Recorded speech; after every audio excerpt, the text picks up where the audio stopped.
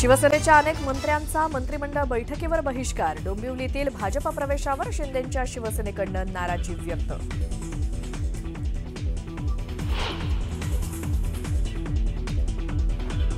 उल्हासनगरमध्ये तुम्ही सुरुवात केली, शिवसेनेनं पक्षप्रवेश द्यायचे आणि भाजपनं नाही हे चालणार नाही। मंत्रिमंडळ बैठकीत एकनाथ शिंदेंसमोरच मुख्यमंत्र्यांनी शिंदेंच्या मंत्र्यांना सुनावलं।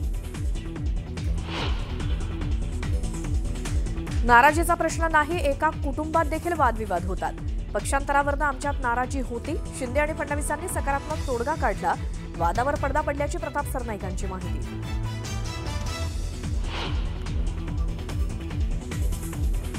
याला म्हणतात चोर मचाय शोर। महायुतीतल्या नाराजी नाट्यावरनं आदित्य ठाकरेंनी शिंदेंच्या शिवसेनेला डिवसलं। आज कुणीतरी परत गावी जाणार असं म्हणत एकनाथ शिंदेंना लगावला टोला।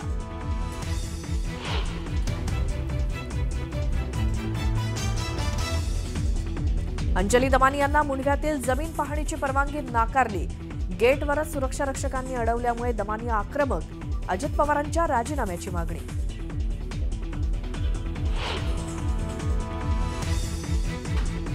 मुंबई मनपा निवडणुकीच्या पार्श्वभूमीवर काँग्रेस उतरणार रस्त्यावर। राहुल गांधींच्या भारत जोडो यात्रेप्रमाणे कुलाब्यातून काढणार पदयात्रा।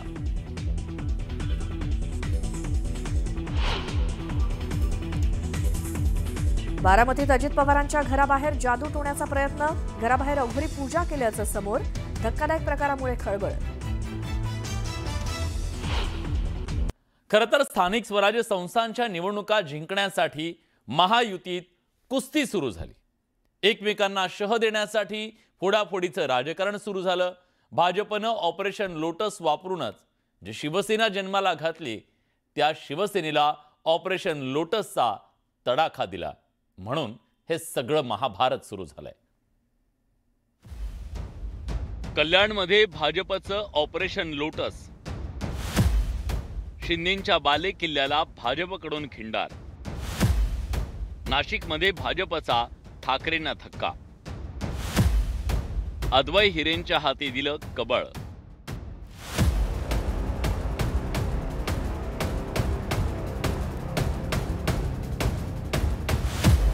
कल्याण डोंबिवली महानगरपालिकेच्या आगामी निवडणुकीच्या पार्श्वभूमीवर भाजपनं मोठी खेळी केली आहे।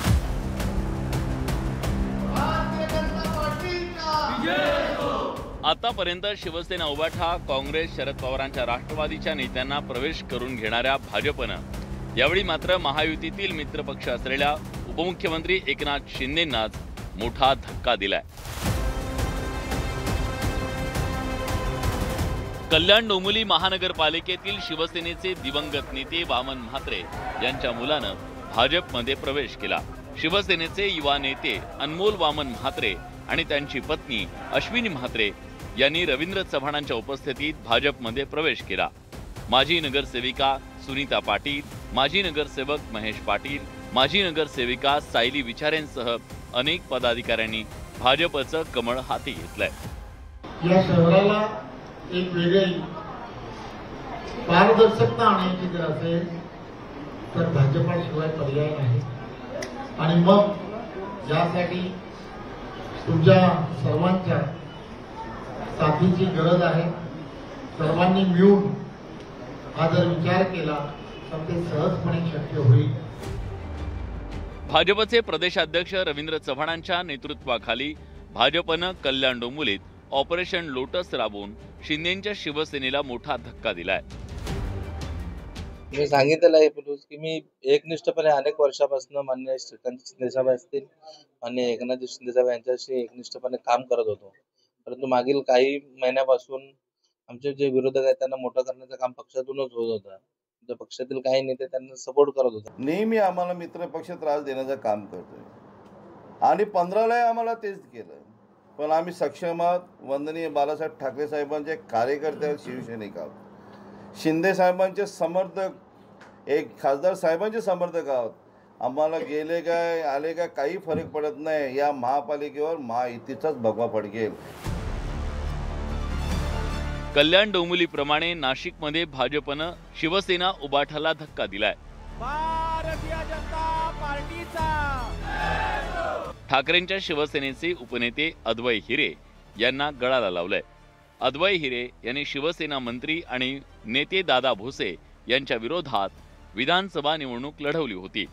अद्वै हिरे यांच्या प्रवेशामुळे मालेगाव, नाशिकमध्ये भाजपची ताकद वाढणार आहे. आज इतक्या मोठ्या प्रमाणात माझ्या पक्षप्रवेशाला विरोध होईल असं मला वाटलं नव्हतं, पण महाराष्ट्राच्या कॅबिनेटवर बहिष्कार घालेपर्यंत विरोधी पक्ष गेला, ही खूप आश्चर्याची गोष्ट आहे. आणि त्यामुळे निश्चितपणानं मला समाधान आहे की विरोधकांच्या पायाखालची वाळू आत्ताच घसरलेली आहे आणि गिरीश भाऊच्या नेतृत्वामध्ये भारतीय जनता पक्ष 100% भाजपा नाशिक जिल्ह्यात करून दाखवेल, हा आत्मविश्वास व्यक्त करतो. अद्वै हिरे म्हणतायत की मला विरोध करण्यासाठी म्हणून आज तुम्हा लोकांना बहिष्कार घालावा लागेल. कोण अद्वै हिरे? त्यामुळे असं राज्यामध्ये सगळीकडे कोणी ना कोणी असे बरेच हिरे पाचू वगैरे आहेत, त्यांना पक्षामध्ये घेणं आणि पक्षात ह्या पक्षातून त्या पक्षात उडी मारणं ह्यासाठी काही हा आजचा म्हणजे जो विषय आहे तो ठरलेला आहे. परंतु सकारात्मक तोडगा माननीय उपमुख्यमंत्री एकनाथ शिंदे साहेब आणि माननीय मुख्यमंत्री देवेंद्रजी फडणवीस यांनी काढले. ठाणे जिल्ह्यातला कल्याण डोंबिवली हा एकनाथ शिंदेंच्या शिवसेनेचा बालेकिल्ला समजला जातो. याच बालेकिल्ल्याला भाजपनं सुरुंग लावायला सुरुवात केली आहे.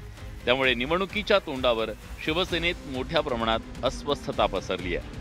महायुतीतील या अंतर्गत कलहाचा येत्या निवडणुकीत काय परिणाम होतो याकडे सगळ्यांचं लक्ष लागलंय. नरेश बोबाटेसह ब्युरो रिपोर्ट, न्यूज 18 लोकमत.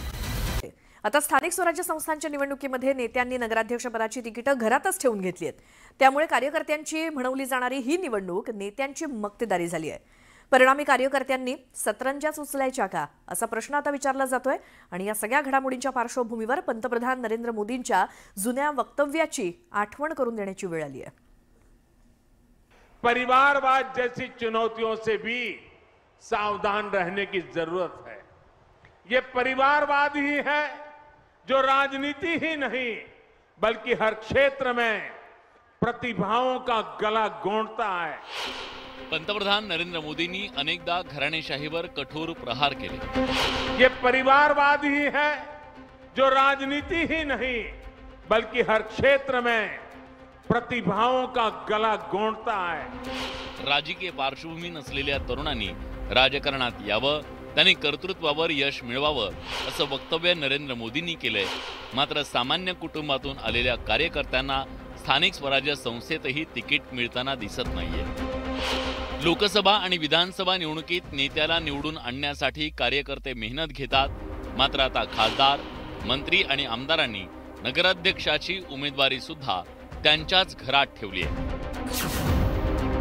जलसंपदा मंत्री गिरीश महाजनांनी त्यांच्या पत्नी साधना महाजन यांना जामनेरमधून उमेदवारी दिली आहे. कामगार नगर परिषदेत कामगार मंत्री आकाश फुंडकर यांनी त्यांच्या वहिनी अपर्णा फुंडकरांना तिकीट दिलंय. पुसदच्या नगराध्यक्ष पदासाठी राज्यमंत्री इंद्रनील नाईकांनी त्यांच्या पत्नी मोहिनी नाईक यांना मैदानात उतरवलंय. राज्यमंत्री संजय सावकार यांनी भुसावळ नगरपालिकेच्या नगराध्यक्ष पदाच्या निवडणुकीची उमेदवारी त्यांच्या पत्नी रजनी सावकार यांना दिली आहे. नगराध्यक्ष पदाच्या निवडणुकीची उमेदवारी मंत्र्यांनी कार्यकर्त्यांना दिली नाही. मंत्री तर सोडाच, आमदारांना सुद्धा कार्यकर्त्यांची आठवण आली नाही. शिवसेना आमदार किशोर पाटील यांनी पाचोरा नगर परिषदेच्या नगराध्यक्ष पदाच्या निवडणुकीचं तिकीट त्यांची पत्नी सुनीता पाटील यांना दिले. बुलढाणा नगर परिषदेची उमेदवारी शिवसेना आमदार संजय गायकवाड यांनी त्यांच्या पत्नी पूजा गायकवाड यांना दिली. मुक्ताईनगरचे शिवसेना आमदार चंद्रकांत पाटील यांनी त्यांची मुलगी संजना पाटीलला नगराध्यक्ष पदाची उमेदवारी दिली. अनगर नगरपंचायतीसाठी भाजपचे नेते राजन पाटील यांनी त्यांची सून प्राजक्ता पाटील यांना उमेदवारी दिली. चाळीसगाव नगर परिषदेसाठी भाजप आमदार मंगेश चव्हाणांनी त्यांची पत्नी प्रतिभा चव्हाण यांना मैदानात उतरवलं. भाजप आमदार मंगेश चव्हाणांनी तर त्यांच्या घरातील कुणीही राजकारणात येणार नाही असं जाहीरपणे सांगितलं होतं. जर एकाच कुटुंबातले जर नेतृत्व असं तयार होत असेल तर मग कार्यकर्त्यांनी आयुष्यभर झोऱ्यात उचलायच्या का? मी ठरवलंय की माझ्या कुटुंबातून आता कोणी राजकारण करणार नाही, परंतु माझं पूर्ण कुटुंब माझ्या पत्नी सकट प्रतिभा प्रत्येक कार्यक्रमात सक्रिय राहील.